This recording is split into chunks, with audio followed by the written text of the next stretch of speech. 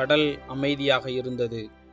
ஆனால் அந்த அமைதிக்குள் மறைந்து இருந்தது ஒரு பேரரசின் மிகப்பெரிய ரகசியம். 11ஆம் நூற்றாண்டின் தொடக்கம். சோழ பேரரசு தனது உச்சத்தில் இருந்தது. தென்னிந்தியாவின் நிலம் மட்டுமல்ல, கடலும் அவர்களின் ஆட்சிக்குள் வந்திருந்தது. அந்த ஆட்சியின் இதயம் சோழ கடற்படை. உலகின் சக்தி வாய்ந்த கடற்படைகளில் ஒன்றாக அது வளர்ந்திருந்தது.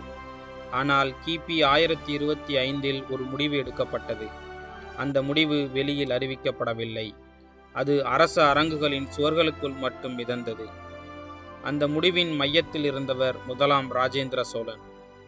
சோழர்களின் வர்த்தக வழிகள் தென்கிழக்கு ஆசியாவை நோக்கி விரிந்திருந்தன. சீனா வரை சென்ற வணிகம், தங்கம், மசாலா, பட்டு இவை அனைத்தும் அந்த கடல் பாதைகளின் மீது நம்பிக்கை வைத்திருந்தன. ஆனால் அந்த பாதைகளில் ஒரு மறைமுக அச்சம் உருவாகி கொண்டிருந்தது.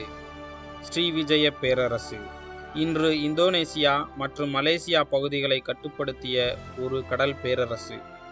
அவர்கள் கட்டுப்படுத்திய துறைமுகங்கள் அந்த வழியாக சென்ற எல்லா கப்பல்களையும் கண்காணித்தன. வர்த்தகம் அவர்களால் கட்டுப்படுத்தப்பட ஆரம்பித்தது. இது ஒரு சாதாரண போட்டி அல்ல, இது ஆதிக்கத்தின் விளையாட்டு. சோழ அரசுக்கு எதிராக மறைமுக தடைகள் விதிக்கப்பட்டதாக சில வரலாற்று குறிப்புகள் கூறுகின்றன. வர்த்தக கப்பல்கள் தாமதமாகின, சில நேரங்களில் திரும்பவே இல்லை. ஆனால் இந்த தகவல்கள் முழுமையாக உறுதி செய்யப்படவில்லை. அதுவே இந்த கதையின் இருண்ட பகுதி. இந்த சூழ்நிலையில் ராஜேந்திர சோழன் ஒரு அபூர்வமான முடிவை எடுத்தார். அவர் போரை அறிவிக்கவில்லை, அவர் எச்சரிக்கை விடுக்கவில்லை, அவர் அமைதியாக காத்திருந்தார். பின்னர் ஒரு இரவில் கடல் வழியாக ஒரு பெரிய படை நகரத் தொடங்கியது. நூற்றுக்கணக்கான கப்பல்கள், ஆயிரக்கணக்கான வீரர்கள் எந்த நாட்டின் எல்லையையும் அதிகாரப்பூர்வமாக கடக்காமல் இரகசியமாக முன்னேறினர். அவர்களின் இலக்கு தெளிவாக இருந்தது, ஆனால் அது வெளியில் சொல்லப்படவில்லை. இந்த பயணம் சாதாரணமாக இல்லை. கடல் புயல்கள், தெரியாத நீர்வழிகள், எதிரியின் கண்காணிப்பு இவை அனைத்தையும் கடந்து அவர்கள் முன்னேற வேண்டியிருந்தது. ஒரு தவறான முடிவு, ஒரு தவறான திருப்பம் சோழ பேரரசின் முழு கடற்படையையும் அழித்திருக்கலாம்.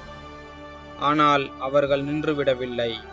அந்த தாக்குதல் எப்போது தொடங்கியது, எங்கு நடந்தது, எவ்வளவு சேதம் ஏற்பட்டது என்ற தகவல் இன்னும் வரலாற்றின் நிழல்களில் மறைந்தே உள்ளன.